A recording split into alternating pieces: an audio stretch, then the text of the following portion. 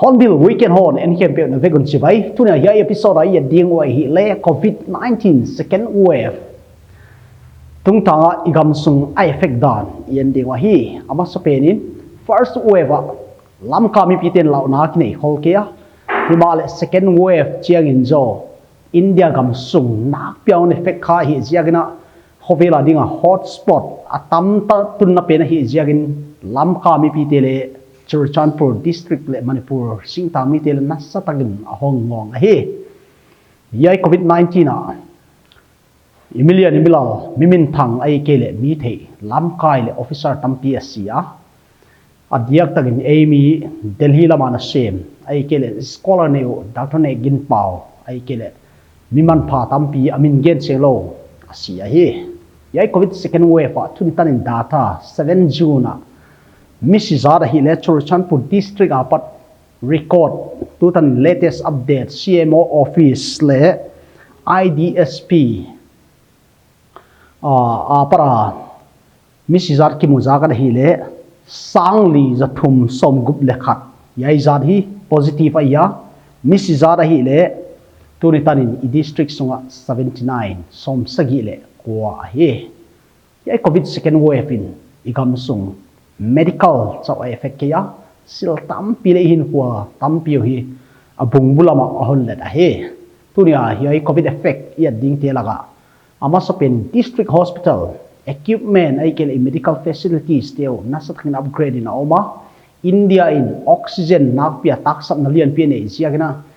lamka Churachandpur le oxygen plant refill thena ding bung lian pi ni akine ya wai kia ilon organization philanthropy churches ngai kele mimal som ngai tom te na oxygen tampi ke lak lut be a tu ni tan lamka acute source Delhi lam ai kele metropolitan hopilian lama te bangin gen luat ding aum ke ya hi yai COVID-19 siaga pat 19 apan in district hospital te function male mitampin lau na nei siagin private clinic te kha nasatagin blooming ma ba hi yai COVID-19 jiagina hitang hosik ai kele nana tuam tampi te zong mi tamzo ken sang am no lo hi a apoi mo tintel loin dam doin ki pai ngam no lo hi COVID-19 in economic effect dan tom chik yan de hi normal days ichi chana dan pangai lamka khopi sunga auto bangsa omdia teng china auto ai ke lampi dim jena tai ting ting kha auto le tai ding mu ding om non ke ya crowd gathering ai ke passenger boarding ki phallo hi siagin COVID in economic effect pen te laga khat chu auto pu te a hing ei ding wa hi yai COVID-19 apadin hi motor neu nei public private transport nei lo te nak pin effect ma ba wai ke lo in driver tampia ding nexon na atat sana hi auto driver mai hi lo transportation a ia chena bus Churachandpur Imphal ki kal ai ke le lamka apara hota tak tai ting ting kha avek in apai non ke ya van supply te cha opaya ya in mi tam pi ne le ta transport ana sen te hol jin ai kel gari tola na sen te na pin ai effect kha ichilo the ke hi ya effect te hi le winger service more lam line ai ke le Imphal to Churachandpur ki kala winger service te YK in private vehicle service tele nasatakin ay effect ha hi yai COVID second wave jiagina genthei nakpia thuak ahin ho keng lamdang ni teng next suite laga athuak nak mama te chu ko te hi chile bazar no pi te hi me zuaka to te atam zo nu te bazar ai kele bazar lun lai teng ki kha ga negle ta ki tat lo na ding teng sung laga gan hing te bangin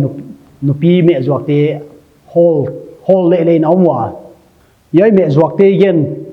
bana thei zuak te le market pangai tu thei lo hi jan thei tampi sial lo alang lu na le haksa azwa khial le haksa yain economic nasa tagina khoi kha household in china endi le isum zon na le inek zon na nakpin asuha hi van man punle pun loading tung tanga lamka second wave on hongomin mi pi te ki pataw ma bangtan hiam khat van man akhang lo thei ke ya himale van man khan chena lam khami pi ten isafar pen bang hi ai chile sikhar a hi manipura tobacco products khama hi a wai jagina yai tobacco products de hi illegal service hi jagin singwai mi ten advantage alawa police tel tax tampi newa yain tobacco product kha nasatagin amana tam saka hi sikhar aman tam lai pen jal som libang tung theya wai kai lo in Manipur yomna international boundary more line a nak pia van ki supply hi jiagin more product te atun no lo jiagin mi pi ten haksat na tampi ki to ga hi more product ai ke le Chinese product more lam lai da hong pai hem pe illegal aswang moga win ai ke le I ni teng van zat tampi te police ten na bat sak jela hi tune lam ka economy effect nang mama covid jiaga thuak tam ma chu lam ka copy sungon business ball business ichi chan I effect lo khat chaw ma wai chu pharmacy te chaw hi wai lo sil dang teng ki effect a hi a lam ka copy sungon restaurant nei mi bang za dia wai teng ki kha ga wai ten source of income bang chin bol ta ding wa yai te kha sil ngai to tham ma hi a covid 19 hong veng in economic recovering hun normal adan pangain khovelong pai to le nidanga top lowa ina pan la na teu kha tampi ki hol sana hi jangin hin huwa normal thino lo dinga hi a suble paison nalama yaisa nak zole ngai to na thuk zo iman izado ngai dinga hi businessman te laga hardware store garment furniture tailor cobbler ai kele construction lama mystery labor nidangin construction cost nidang to ki khema ma ya inflation van man khang atam ma hi yai bang huna negle tak ni tenga song tia din haksan na atam ma hi tu tung covid 19 second wave wa hin le si ki kala na sem frontline worker te doctor nurse te ai kele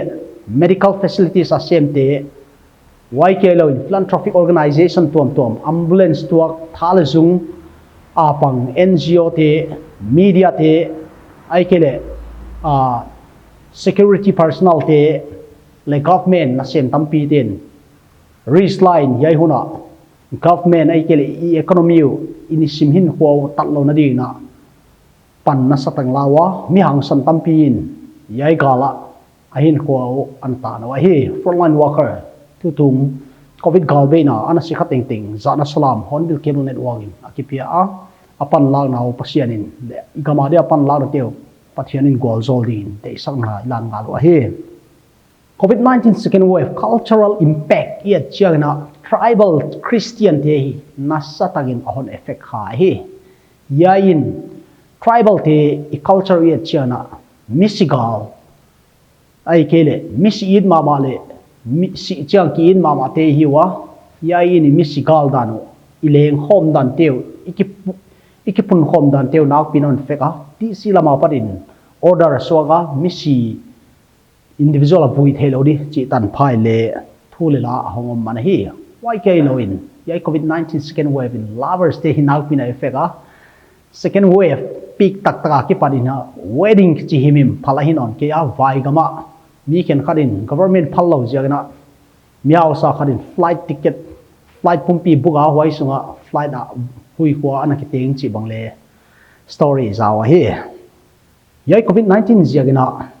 vai gama na kha a wave tak taka Delhi Kolkata Mumbai Anasia inlam zuan thelo tampio ma inlam on zuan tele aluang amiel teu mulo ai kele vanai theloin akivui tampio ma he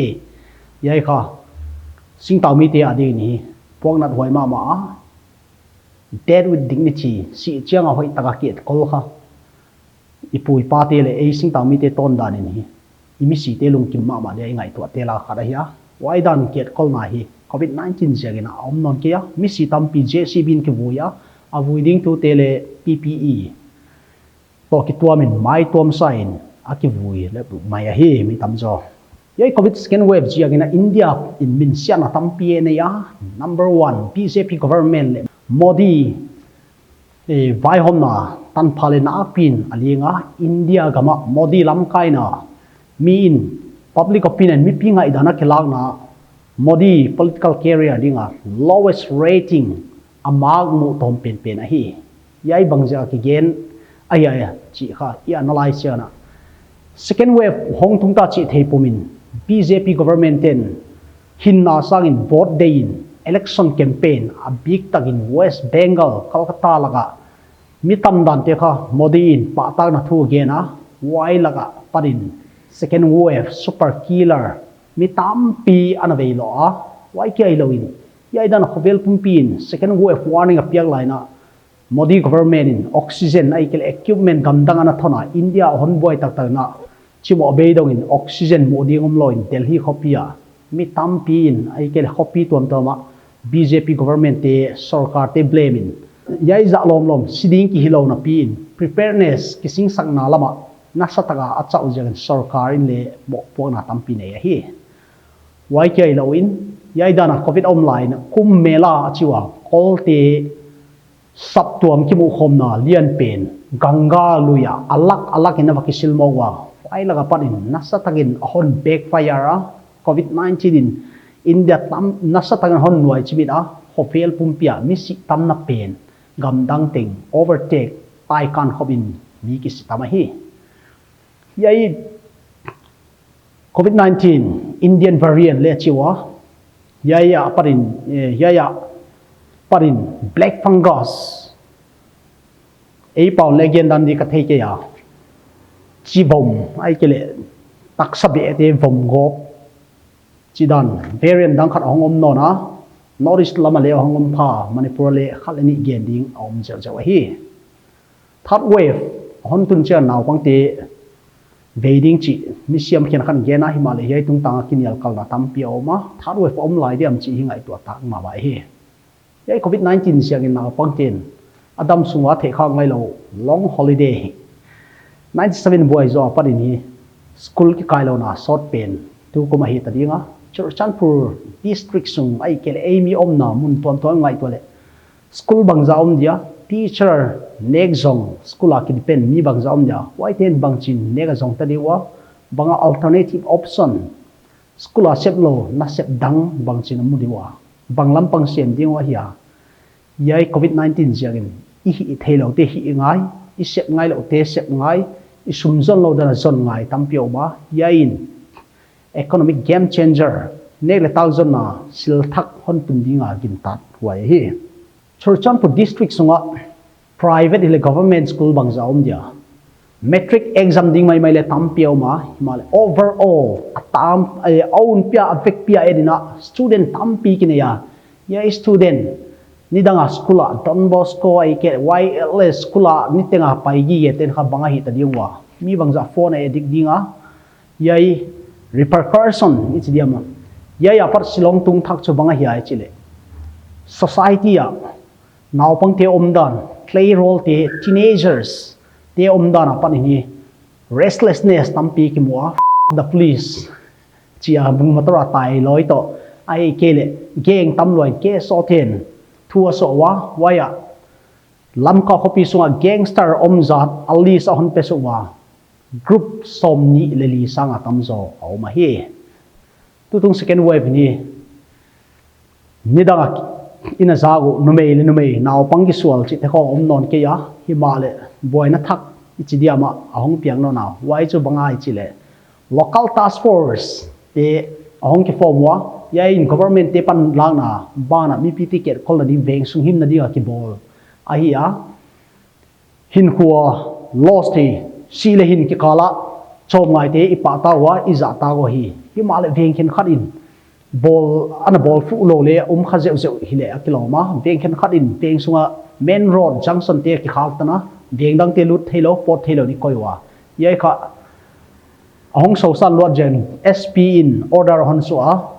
veng sung ko man khak tan thailo ding hi local task force chinoloding village authority chi ding tan phai le ki na yai task force ten ag veng su a monitor chiang na ni ken khat zu kham ki phasak khat le ni kam pau hoilo om chiana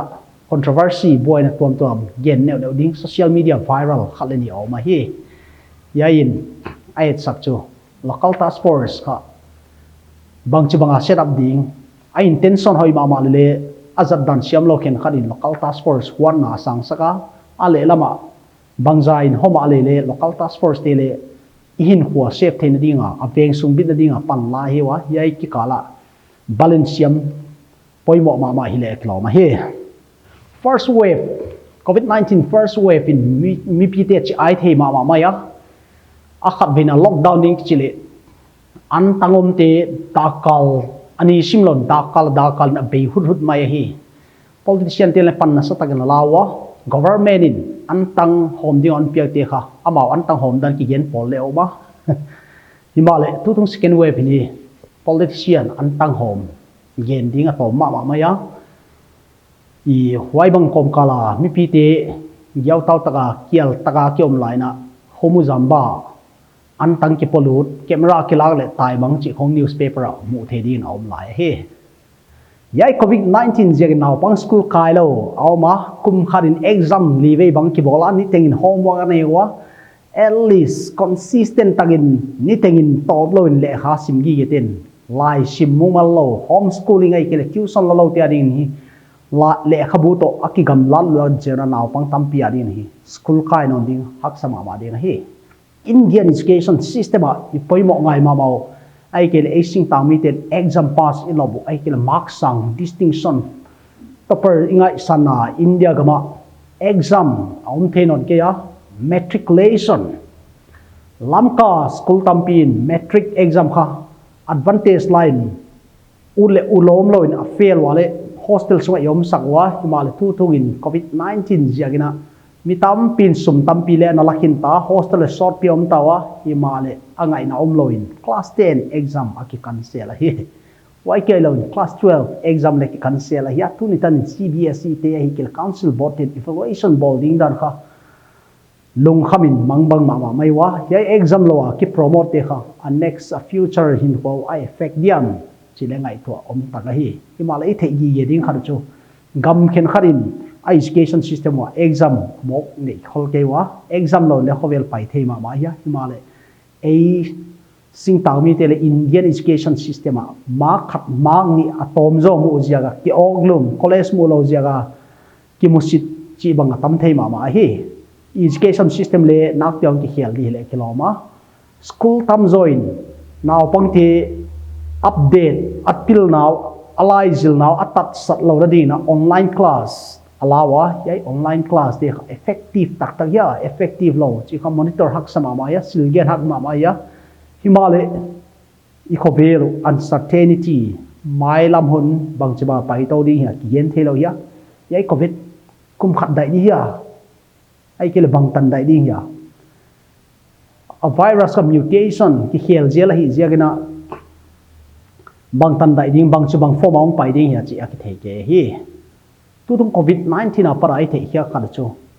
sing tang lama medical facilities ai ke le doctor ki tak sab dani nak pin mu the hi why ke lawin Churchanpur district i population tam nan to doctor nurses medical workers tom dani nak pin achiang ma a hi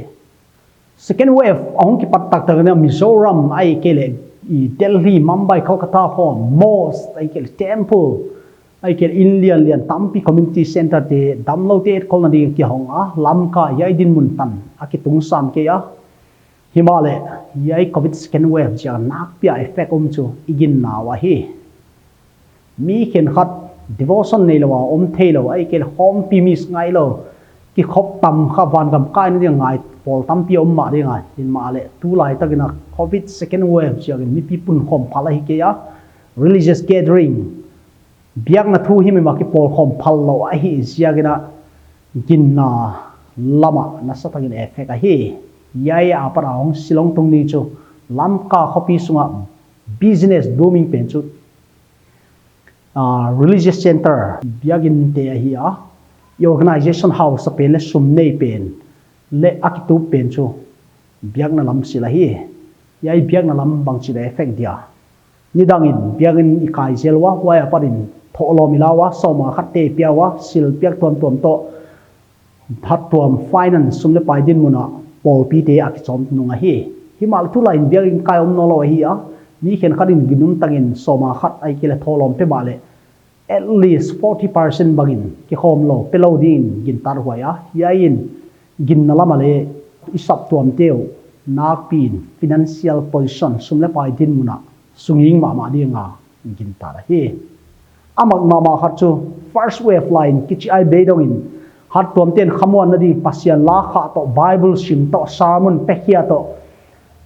in eusing jung maiwa himale tutung second wave in government le huaidan te ana thei siam ta in mi stress lung chi ai lo na ding na ambulance le siren gin sak no loading police te le gin sak no loading wai ke ai lo ibiak in te le ko man mai jat ding ki gen kha ke male ko ma ayo pe ke om non ke a mic a bible sim chi khong Allahu Akbar te dana ki ko vok kha to ma ta hi first wave line sil dang tenga ki kha ga hi ma le khang lai tam pi in muna hi ding nei lo aum jiagona boiler sport aktal sport voktal sport bong sport hochina mu ding no ma hi ma le tu tung second wave a beng sung mi te on in ground te pha zat ding phalai non ke a naw pang tam pi te ring school le kai lo bol le pek thelo a hin khuo chu nak pia hin khothak mang a hiwa mi tam pia din phone addiction gaming ai kele I mun hung sublo ki tublo lifestyle effect khale tam piom ding kin tar wa hi covid 19 jiagina igam sunga ai effect lian mama khat bang ya delhi ai kele kolgama juzwa khamwa himale mi tam pi ju dolo am thelo hi jiagin delhi government smart move le appreciation mo ma na khat chu bang hi ai chile zu te kha home delivery a phalo hi zu sot lo a khamwa a hon non na mi tam loin ki phnoi noi mai hi why dan in manipur le juzwa ki illegal hi a himale survey india government a zonna ane nawa dry state in a pin state tampi laga manipur athumna ki thong tawa hi tunin I dustbin teo inin teo yet chana I kele mun ong yet chana zu thol tampi ma yai covid 19 jiagna zu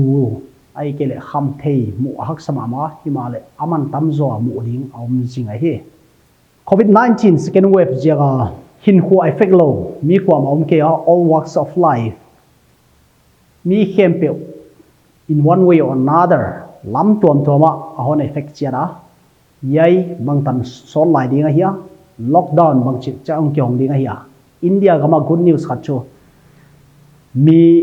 a graph covid vei zarka pun lam sang kiam lama mono a gam tuam khopilian za de partial opening atuam hon hiat apan tawa ei manipura bangchin hongom dia chi kha thei ke a himale tu tanin a situation lam kha hoi lam mano osdani na oma himale third wave bangcha hong pai de ya chi khami pi lung kham na ya ahun tun ma sa balung kham wak de ke a imisiam ten pan lag de dan thei dingo tu ne yai video apat ki gen pen so e covid 19 bedla nang le ke pan lag na lo lo ching thei lo ding a hi khut isil gi ge diwa mas ibun diwa apoi mo ten loin mi pi pun khom na la kai ki veng diwa task force security ai kele medical frontline worker te za dingwa government SOP piak te kha e him na diong ki pia ya wai te kha e phat tuam na din a hoi thei penin za te som diwa hi tune weekend hona covid 19 second wave effect yet hiat theule i analyze theu yet hiat theule i sui theu yai teng za ra hi a covid 19 lockdown jiang sumle pai economic din mun en le ni khara lam ka crore business pai kha khat sung ving ving aki close da ya in kha na pin sumle pai din mun asuniam ma wai kai lo education lama efeka religion efeka culture le iton dan ten ngon le efeka hi male yai tu khanga ming pu ido kha generation khangson te ka gen dinga tamma ma dinga mi khen kharin in sunga mi khat sanga tamzo sun le yom diwa wai dan hak san na nei ai kele depression le grief lung kham na thuak te kha nak pini thuak pi ma wa yai bang hona stress nei khang lai frustrated tin I counseling ai kele mani chawa om loin problem te solve som loin exercise lak tui don ai kele active bang chi bang creativity zak dinga ya yai covid 19 fight dan ding hi nang ngai tu ngai ya bang tan dinga ya yai gal saru aki gen the ke ya himale lung kelawai ipan ham ding chi on mil cable network in en tu te hem peo yai episode aparin kon chialuda tunia report te tu mang tai thul ka hi nang covid bang china faida na story bang hi comment section a namu dan nangai dan le ne na share do ma le comment section a youtube lama enten on share zel den kon yen hi tuna din weekend hon episode ya update ta hi em tu kem pe na pe mun mang pha